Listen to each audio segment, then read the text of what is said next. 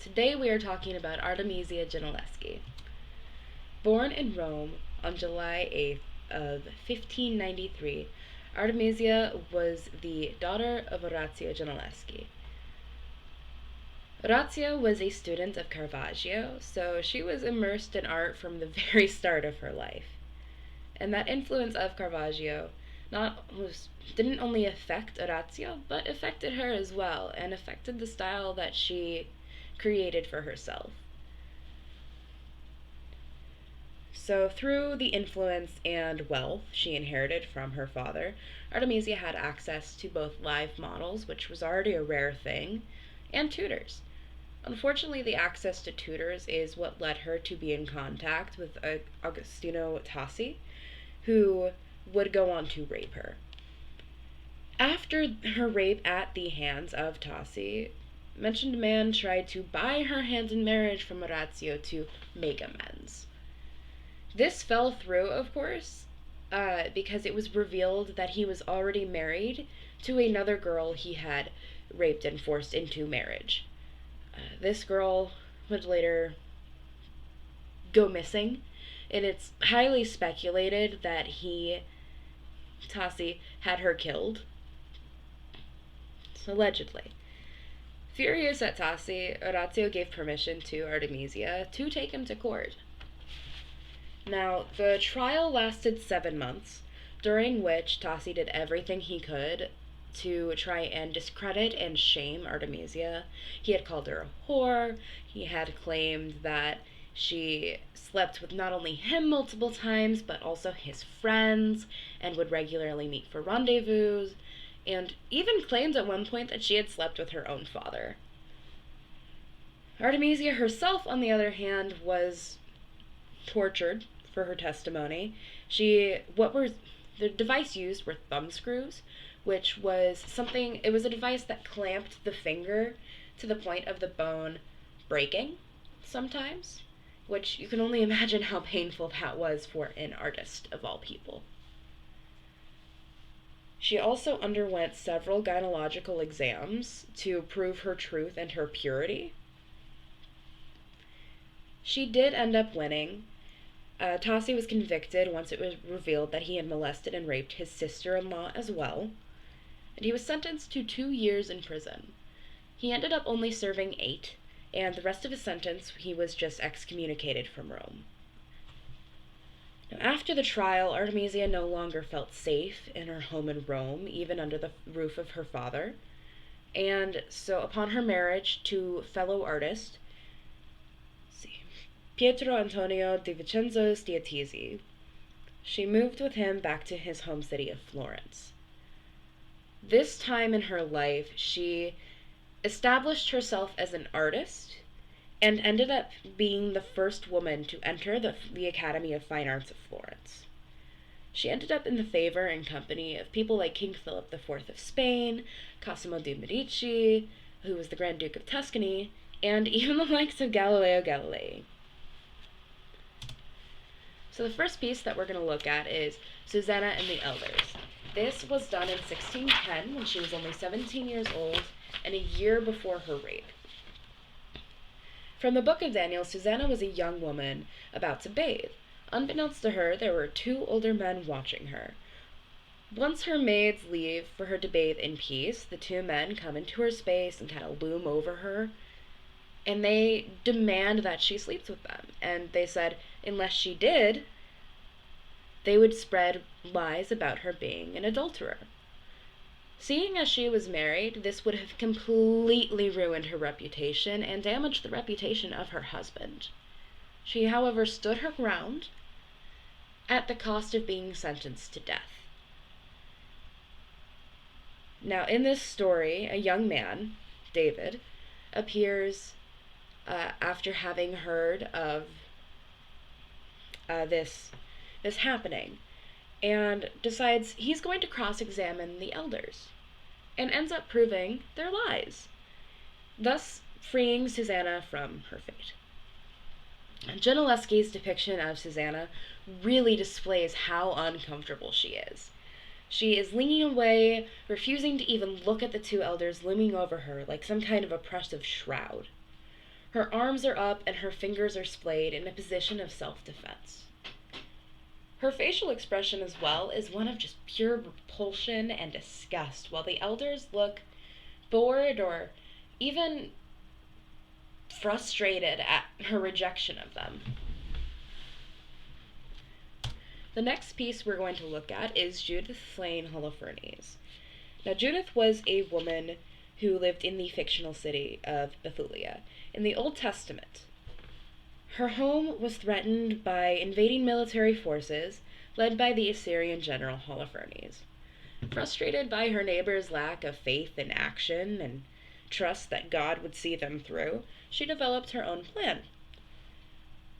She got Holofernes drunk and alone, and then she cut his head off. Claiming she just followed the orders of God, Judith then displays his severed head on the city gates, further demoralizing and probably causing a lot of panic amongst the military ranks that were outside of her city. In Gentileschi's painting, we see Judith slitting the throat of Holofernes, her maid as witness, and even holding him down. Her face is calm and her body language is tight, and she understands the importance of the act that she's committing and completes it without hesitation. Judith is depicted as firm and unwavering and strong. Holofernes, on the other hand, is prone, his legs pinned down as he is stabbed.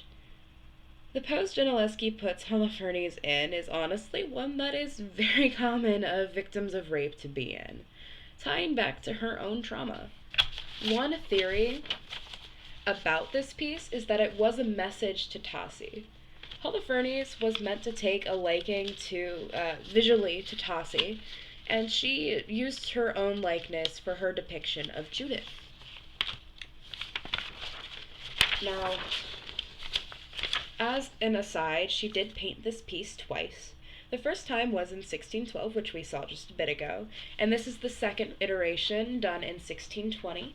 Her updated version shows her strength and growth as an artist, but we can see she never really lost that influence of Caravaggio due to her masterful use of chiaroscuro, which is the intense, it's the use of intense, rich shades and colors, to put it simply. Now, speaking about Caravaggio, he's a fantastic comparison of this scene. So in hers, we see the influence of Florence with the really rich colors of her dress and the sumptuous fabrics. And we see her own use of chiaroscuro in both pieces, though she is definitely developed as an artist by the time 1620 rolls around. Caravaggio, his own take on Judith slaying Holofernes is very similar, as it is, a well-known scene in the Old Testament. Yeah. But it's very much more male gaze.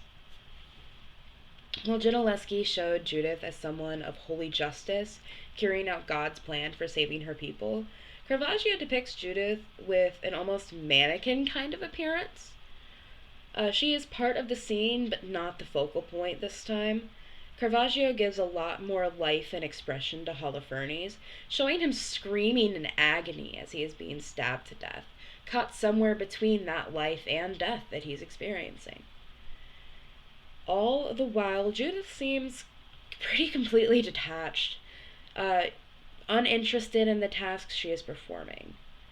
The only sign of life from her really is arousal, and which is signified by her nipples being hardened and visible through her thin dress. Further attention is also drawn to her chest by Holofernes' own gaze. So it's a very different take, even with such a similar scene. The next piece that we're going to see is also done twice by Artemisia, and this is Judith and her maidservant. This is the first iteration done in 1615. Now here she depicts Judith and her maid taking the head of Holofernes. In the first rendition of the piece that we are looking at now, we see Judith carrying her sword on her shoulder, looking poised but cautious. It could almost be mistaken for a domestic scene before you notice those details of the sword and Holofernes' head in the basket. She and her maid are keeping an eye on a scene that we can't see. And Judith seems to be placing a protective hand on the shoulder of her maid, who is carrying Holofernes' head, ready to move her out of the way should somebody spot them. Now, in the second version, we again see her development as an artist, as this is done in 1625. Just really beautiful use of color here. But here we see the maid hurriedly trying to wrap up Holofernes' head, while Judith seems to be motioning for somebody out of view to stay back. Her sword is dripping with fresh blood, and she's still unbothered, working with both caution and haste to get out of the situation safely.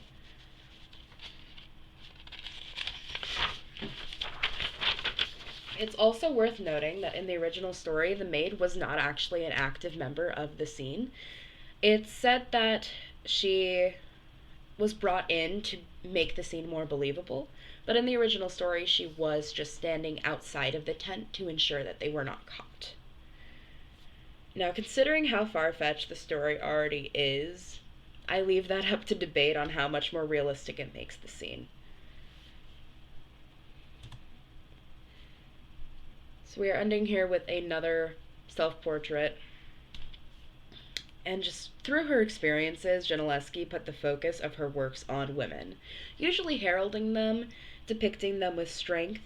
She holds the female gaze with ease. Her art always depicts women either suffering from or conquering some great evil, always keeping in mind the autonomy of the women she depicts. Even in works like Susanna and the Elders, she doesn't romanticize the lecherous nature of the men pursuing Susanna.